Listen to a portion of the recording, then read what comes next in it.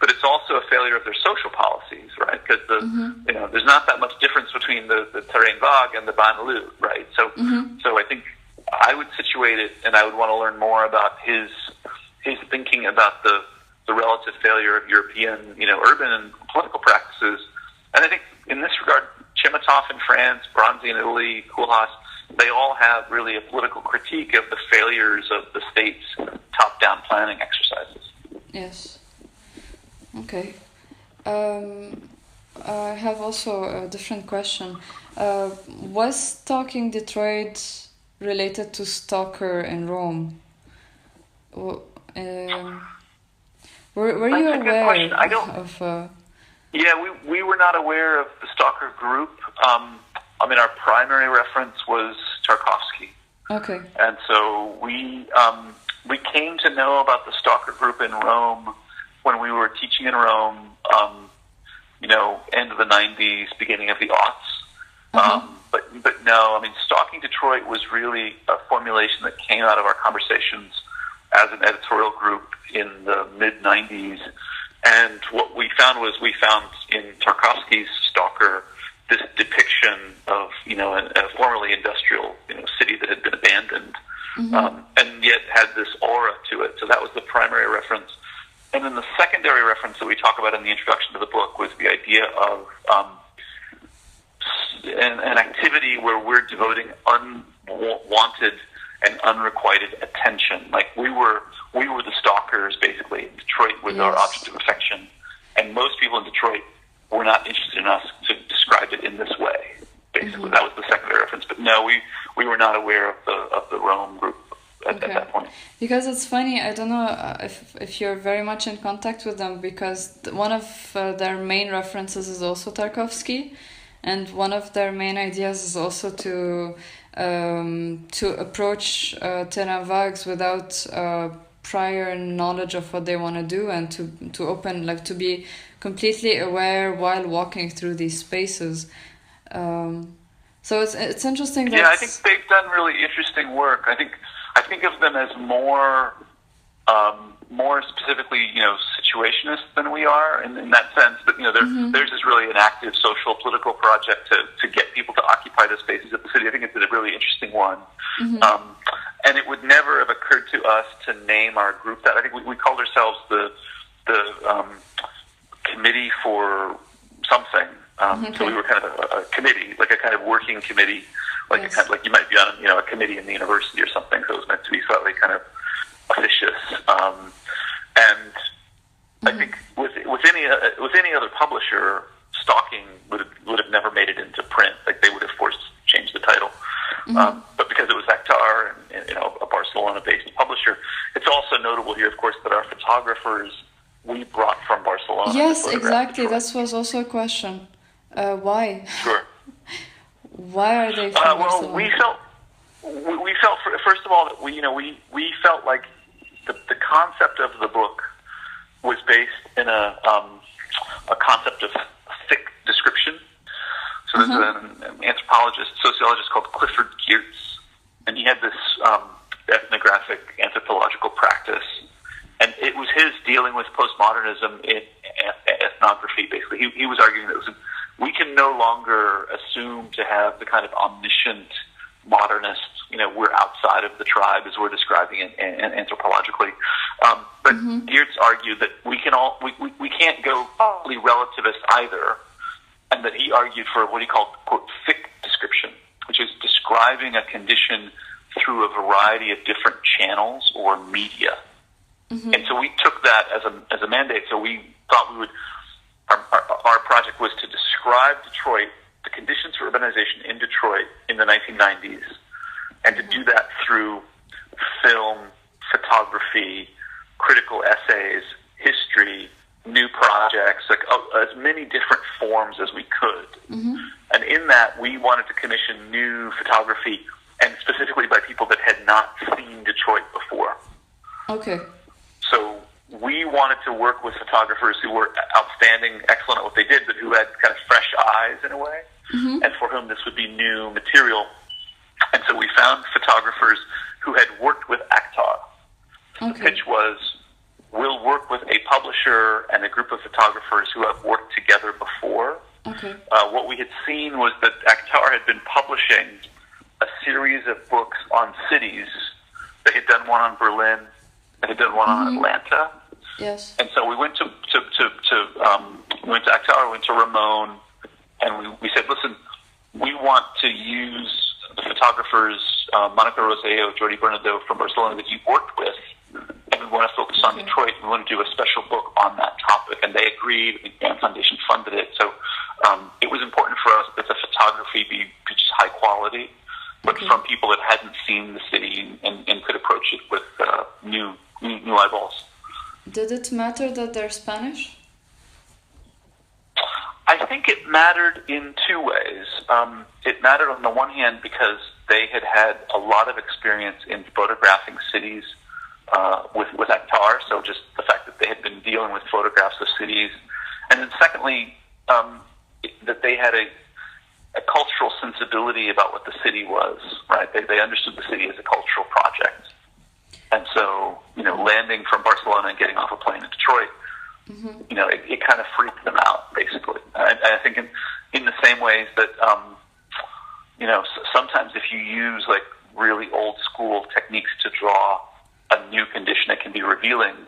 Yes. I think of the work of Paolo Vigano. So Paolo Vigano, Bernardo Secchi, they would take, traditional figure ground drawings of the city and they would apply it to the Città diffusa, right, for the periphery, right? So, and I think Jordi and Monica were doing something similar. They were using techniques that they had developed in looking at other conditions and then applying them to a city that they hadn't seen before.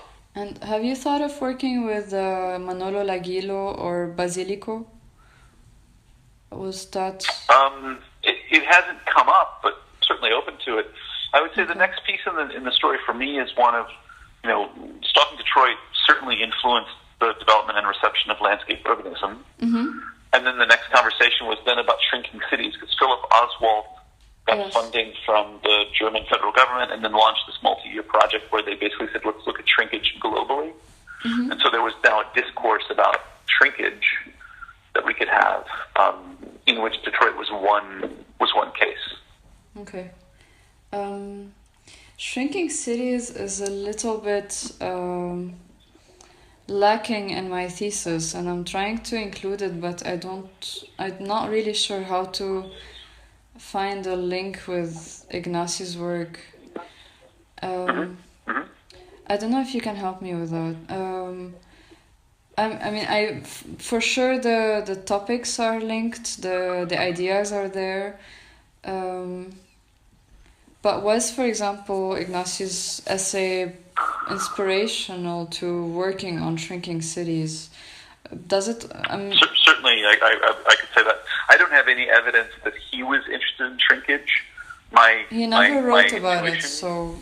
No, I didn't. I haven't seen it at all. My intuition is that, he was really interested in the social and cultural condition of these places. And I would say, from my own perspective, that many times these places are subject to and they are produced through economic and spatial restructuring, whereas shrinkage is one particular aspect of that. But certainly in our thinking about, Detroit and, shrinkage generally, or more, not about shrinkage, but rather the idea that the city is, abandonable, like the idea that you could simply leave it in place and walk away, that certainly benefited from Sola Morales' ideas about terrain bog.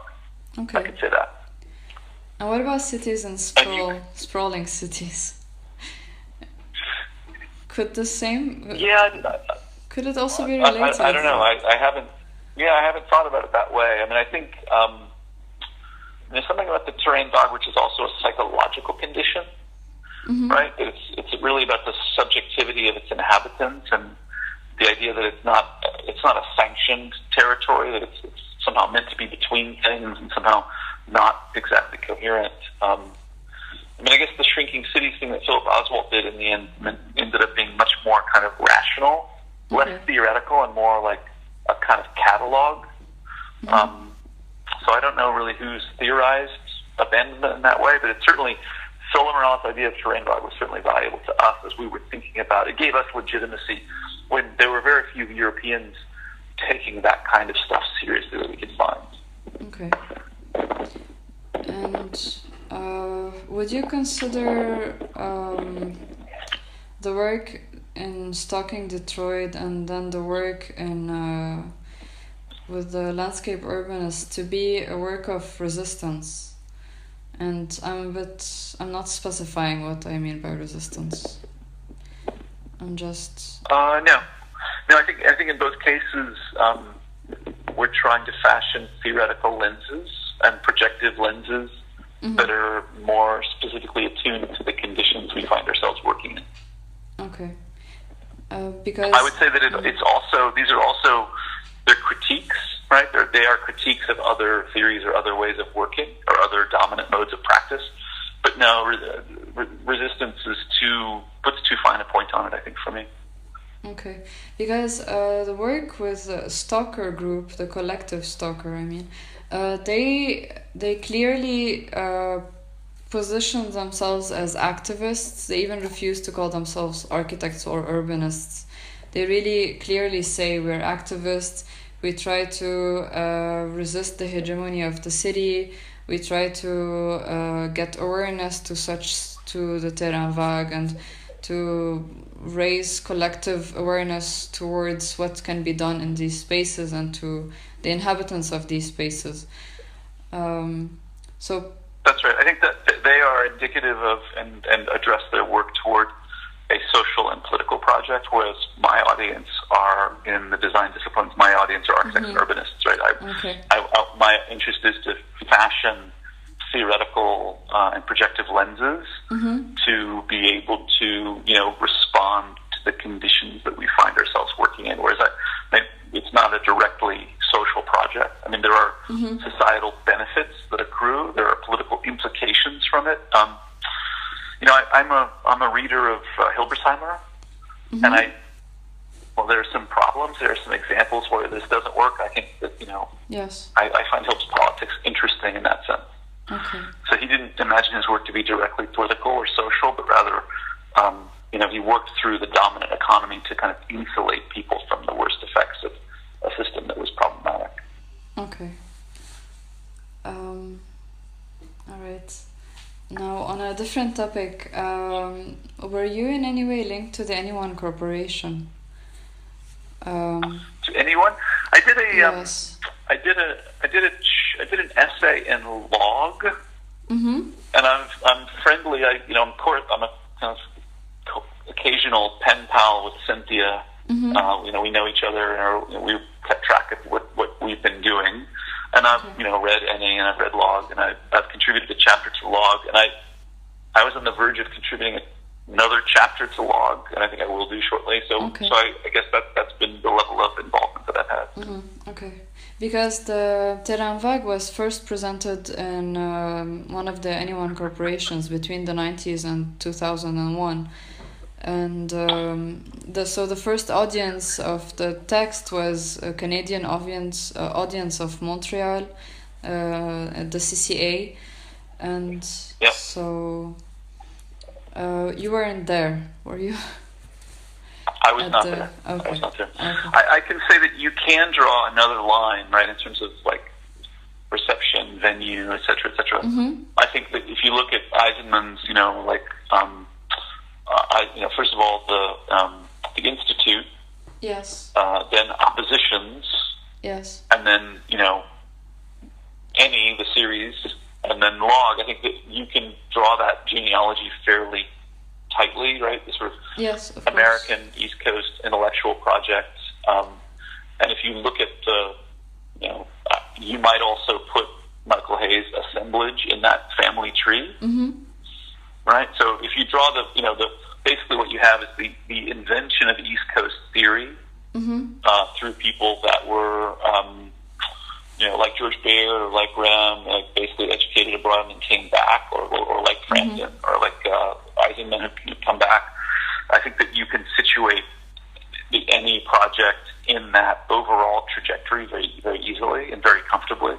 Yes. And in that, I think what gets produced in the NE series around Terrain Vague, both in that issue, but also in all the other issues, what happens in Log, what happens in oppositions. I think they're different, but there is a trajectory, an intellectual, kind of lineage there that I think is quite clear. Yes.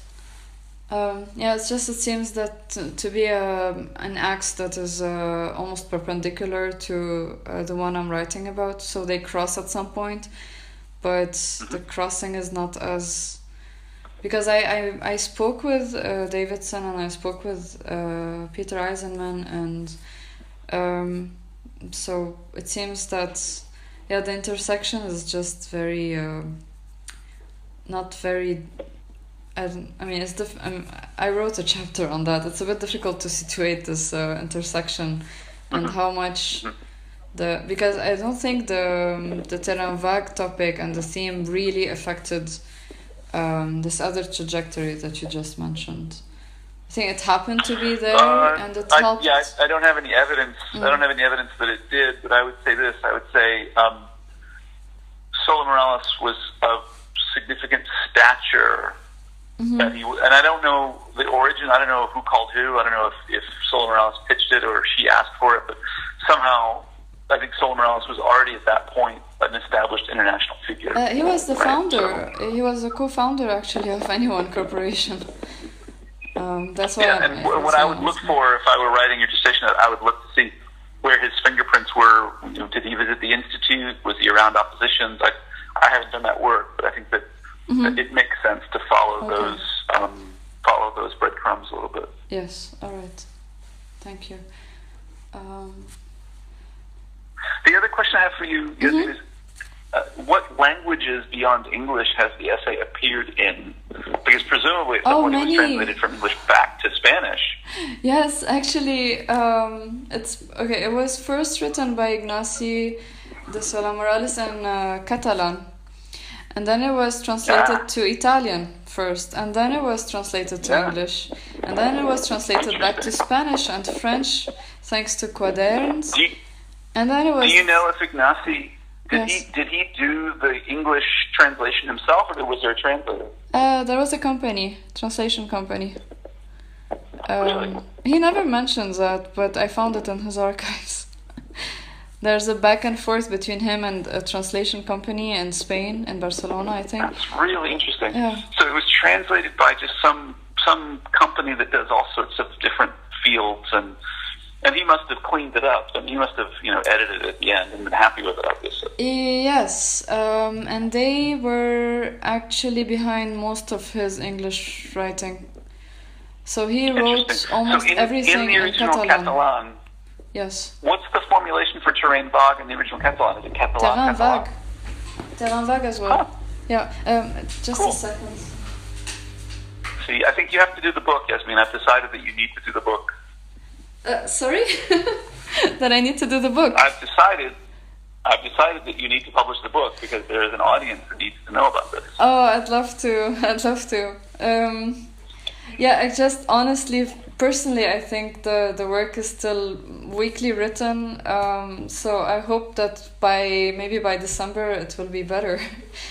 But it always takes a lot. To edit it down for an audience to actually read. It's like a whole other project. It takes a year, but it's worth it. And I think you'll definitely find publishers that will want to publish this. Mm-hmm. Well, thank you very much for suggesting that. That's really kind of you. Yeah, of course.